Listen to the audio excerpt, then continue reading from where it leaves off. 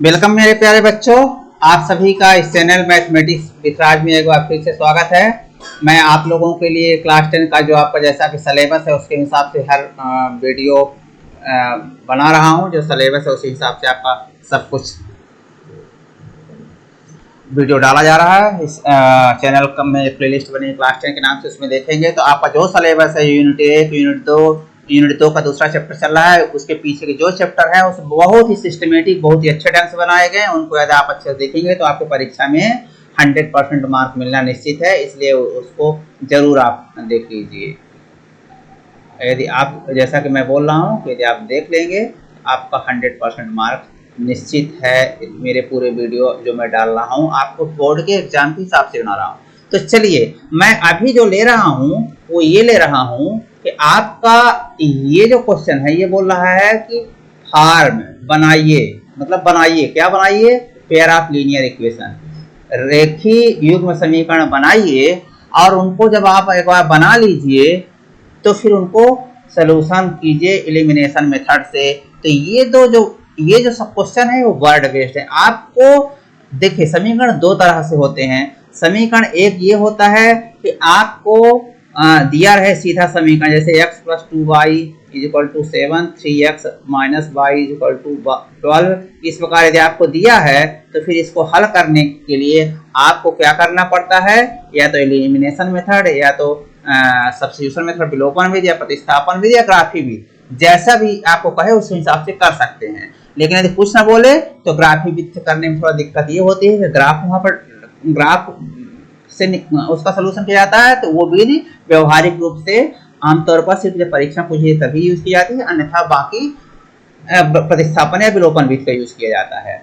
तो प्रतिस्थापन या विलोपन विधि तो किसी क्वेश्चन जो दिया उसमें लगा देंगे, लेकिन गणित का मतलब ये नहीं कि गणित समीकरण पढ़ने के लिए पढ़ जाते हैं। गणित का मतलब ये है कि आपके दैनिक जीवन में जो कुछ घटनाएं घटित होती है उसको गणित से जोड़िए। तो जो घटनाएं घटित होती हैं वो कुछ इस तरह ही की घटित होती हैं कि मीना बैंक गई, अब आप भी बैंक जाते हैं, 2000 रुपए निकाली, तो आप भी ये सब करते हैं। अब उसको कैशियर जो है 50-50 और 100-100 की नोट देता है, तो आपको भी यही करता है। मीना 25 नोट को, मीना को कुल 25 नोट मिले, तो आपके साथ भी ऐसा होता है। तो ये पता करना है कि मीना को 50 और 20 रुपए कितनी नोट्स मिली। तो ये जो है व्यवहारिक आपके हमारे दैनिक जीवन में होने वाली घटनाएं हैं, उसको गणित से जोड़ा गया है। तो गणित इसीलिए महत्वपूर्ण है। और ये समीकरण वाला चैप्टर पे जो आपके दैनिक जीवन की घटनाएं हैं उसको समीकरण में पहले बदलिए और फिर समीकरण को हल कीजिए। तो समीकरण हल करना तो आपको मैं सिखा दिया, कोई भी समीकरण दिया है तो। लेकिन अब समीकरण बनाना है तो मैं पिछला वीडियो में ये दो क्वेश्चन ले चुका हूँ और इनका समीकरण बना चुका है, इसलिए आप वो वीडियो देखिए। और वो जो जिस विधि से वो बने इसी विधि से ये बनेगा, कोई अलग नहीं बनेगा। ये एक बार जो शब्द कहता है एकदम उसी के आधार पर आप यदि आप करेंगे क्वेश्चन को तो बड़े आराम से आप हर क्वेश्चन कर पाएंगे। तो ये तो था आपका वो दो क्वेश्चन पिछले वीडियो में, जैसा वहां बताया गया एग्जैक्टली वैसा। अब मैं आपको जैसे बताया कि ये ले चुका, अब मैं लेगा ये कि the sum of the digits of a 2 digit number is 9। ये है आपका ये अगला क्वेश्चन है। तो ये क्वेश्चन जो है ये इसका हिंदी मीडियम बच्चों में इधर ये लिखा हूं ये कि 2 अंकी किसी संख्या के अंकों का योग 9 है। यहाँ लिखा है 2 अंक, ठीक है। इस संख्या का 9 गुना, ये लिखा है 9 times of this number is है क्या? अंकों को उलटने से प्राप्त संख्या के 2 गुने के बराबर है, वह संख्या बताइए। तो चलिए, ये जो हिंदी वाला, ये इंग्लिश मीडियम वाले बच्चे पढ़ लिए होंगे, ये आपकी किताब का ही क्वेश्चन है।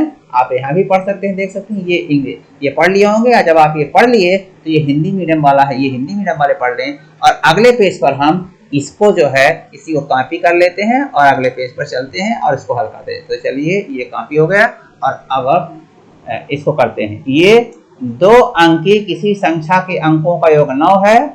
तो पहली बात, ये जो शब्दों का प्रश्न है, शब्दों का है, इसको समीकरण में बदलना पड़ेगा। तो 2 अंक की संख्या में आप समझते हैं 2 अंक होते हैं, अब वही अंक याद करने हैं। तो मान लेते हैं कि माना इकाई अंक, माना इकाई अंक बराबर x और दहाई अंक। अब आपको मानना पड़ेगा ना, तभी तो x y 2 चर राशि दोनों अज्ञात है भाई। 2 अंक की कोई संख्या, किसी संख्या 2 अंक वाली संख्या है तो 2 अंक में दो अंक में एक इकाई अंक होता है दहाई अंक, तो इकाई अंक ना मालूम है ना दहाई अंक मालूम है, तो उसको मान लीजिए कि इकाई अंक x है और दहाई अंक y है। तो बोल रहा है कि अंकों का योग 9 हो जाता है। अंकों का योग मतलब x प्लस वाई कीजिए, तो ये पहला समीकरण बन गया। ये लीजिए प्रश्नानुसार ये हो गया x plus Y equal to 9। लेकिन मेरे प्यारे बच्चों आप ये जरा देखिएगा कि आपसे कोई बोले, क्या बोले कि कोई बोलता है कि एक संख्या की इकाई अंक 3 है दहाई अंक 2 है, तो आप ऐसा लिख देते हैं अगल बगल 23 बोल देते हैं। भाई इकाई अंक 3 है दहाई अंक 2 है, तो अगल बगल लिख देंगे, ये क्या बन जाएगी 23 आपको संख्या मिल जाएगी। लेकिन यहाँ पर इकाई अंक x है और दहाई अंक y है, तो संख्या ऐसा कभी मत लिखिएगा क्योंकि ये गुणा माना जाता है। ऐसा करने से काम नहीं चलेगा। जैसे यहाँ पर भाई कोई आपसे, बहुत सिंपल मैं बोल रहा हूँ, कोई आपसे बोले कि भैया आपके पास एक संख्या है जिसका इकाई अंक 3 है और दहाई अंक 2 है, तो आप बड़े आराम से फट से बोल देंगे कि 23 होगी। इकाई में 3 रख देंगे, दहाई में 2 रख देंगे, ये 23 बोल देंगे। लेकिन आप ये बताइए कि जब आपको ऐसा दे दिया जाए कि इकाई अंक ये इस तरह से इकाई अंक x और दहाई अंक y, तो फिर आप क्या करेंगे, कैसे करेंगे? वो संख्या इकाई अंक में x लिख देंगे, दहाई में y लिख देंगे, तब तो काम चलने वाला नहीं है। ऐसे तो ये गुणा माना जाता है। तो फिर इसका और क्या तरीका होता है, तो जरा देखिए। जैसे इसका दूसरा तरीका है, उसको बारे में यदि आपने कभी नहीं सोचा तभी सोचिए। यदि इकाई अंक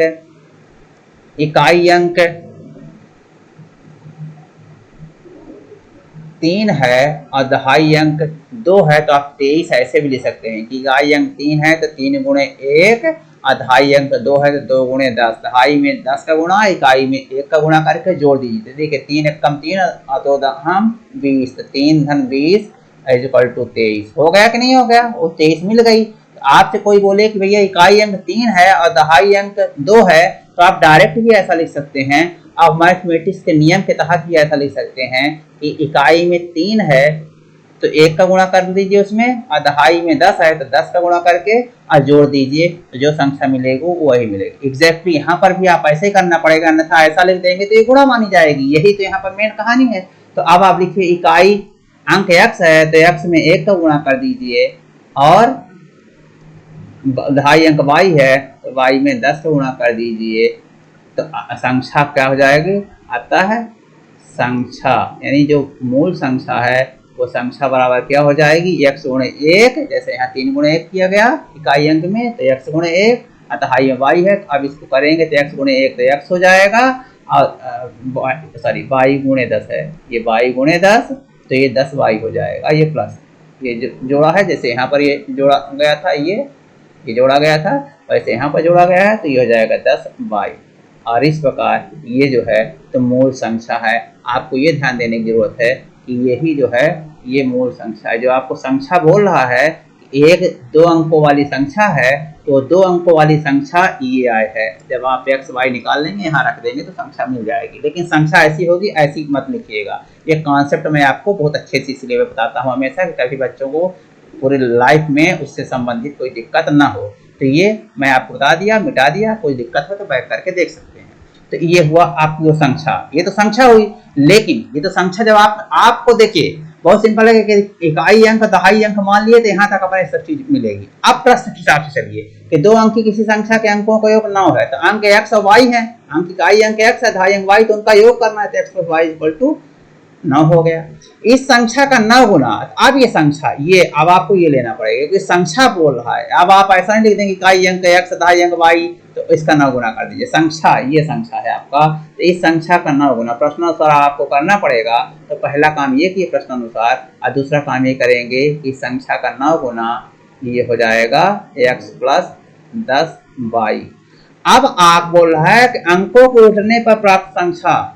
अब आपको ये संख्या जो है मूल संख्या है, ये संख्या अब अंकों को उठने पर जो संख्या मिलेगी, इसलिए ये तो मूल संख्या हुई, आपको ये संख्या हुई, ये मूल संख्या हुई। लेकिन अब आपको इसलिए अंकों को उलटने पर प्राप्त संख्या, अंकों को पलटने पर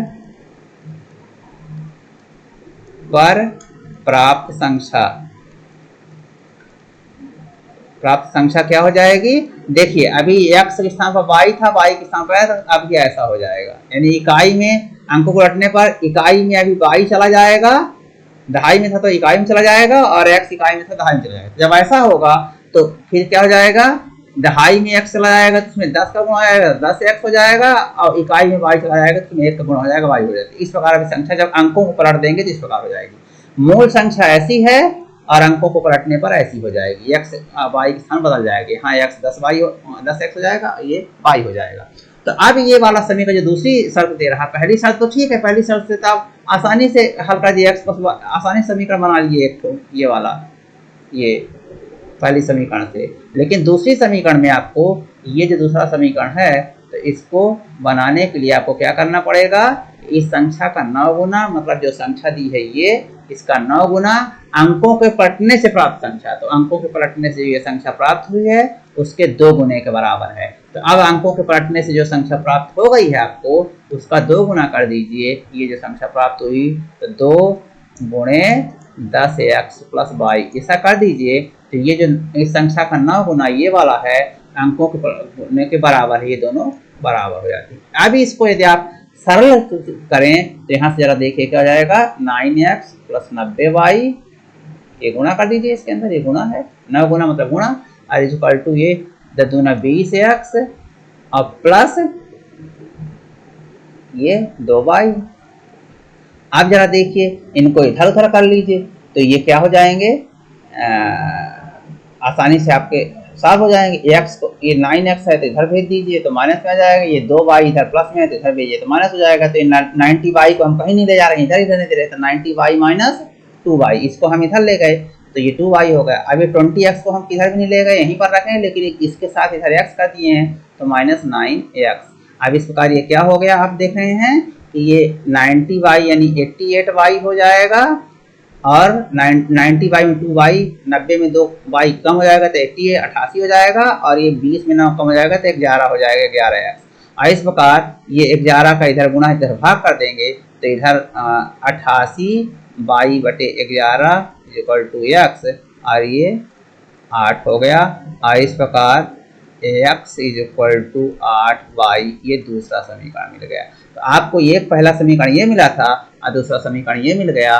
और इस प्रकार प्राप्त बने हुए समीकरण जो आपको बोला गया समीकरण बनाइए, आप ही नीचे लिखिएगा, अभी तो मैं हल कर रहा हूँ आपको समझाने के लिए, इसलिए इस प्रकार आपको परीक्षा में एक क्रम से नीचे लिखना है। ये वाला भी चीज़ जो है ना, तो इसी के नीचे लिखना है, इस ठीक यहाँ पर लिखना है, अभी जगह नहीं थी इसलिए मैंने ऐसा लिखा है, इसके नीचे लिखना है आपको। फिर उसके बाद जो प्रश्न कहा था उसके हिसाब से चल देना है आगे, तो ये वाली चीज़ यहाँ लिखना है।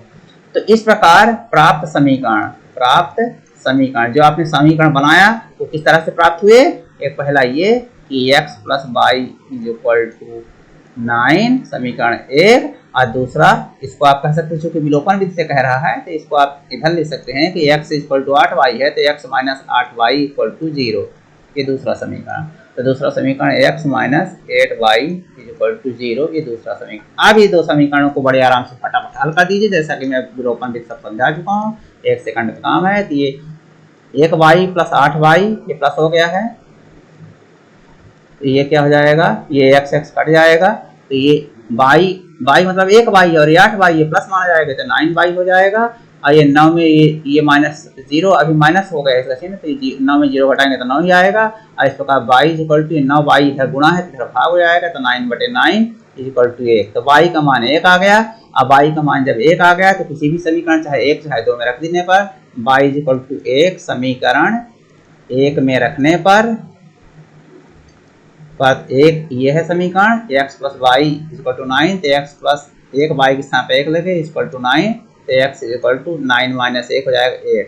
तो इस प्रकार x की वैल्यू 1 और y की वैल्यू 1, और इस प्रकार संख्या क्या हो जाएगी आप यहाँ पर रख सकते हैं। और अतः संख्या आपको नीचे लिखना है, ये सब चीज़ें क्रम से लिखना है। अतः मूल जो संख्या है वो कैसी हो जाएगी?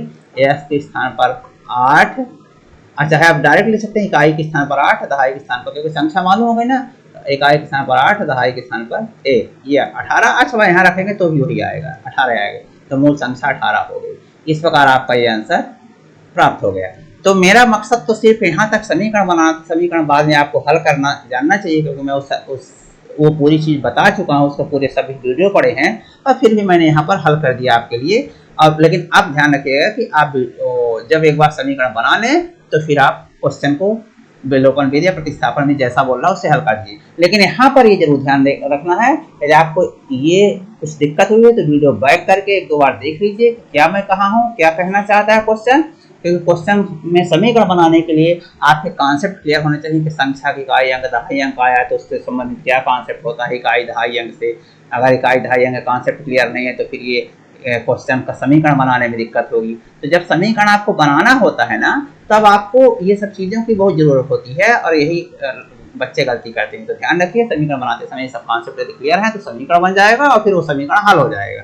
तो मुझे उम्मीद है कि ये वीडियो भी आपको अच्छा कॉन्सेप्ट दिया होगा, अच्छी चीज़ें समझ में आई होगी और इस प्रकार आप ये जो दो चरों का रेखीय समीकरण है उससे संबंधित हर तरह के क्वेश्चन आप करने में सक्षम हो, चाहे शब्दों पर आधारित प्रश्न हो और चाहे डायरेक्ट समीकरण हो उनको हल करना विलोपन विधि प्रतिस्थापन विधि या ग्राफी विधि से या संगत समीकरण का हल, ये सब जो पीछे वीडियो बता चुका हूँ सब आपको आसान लगने लगा होगा और आपको सब बड़े आराम से समझ में आ रहा होगा।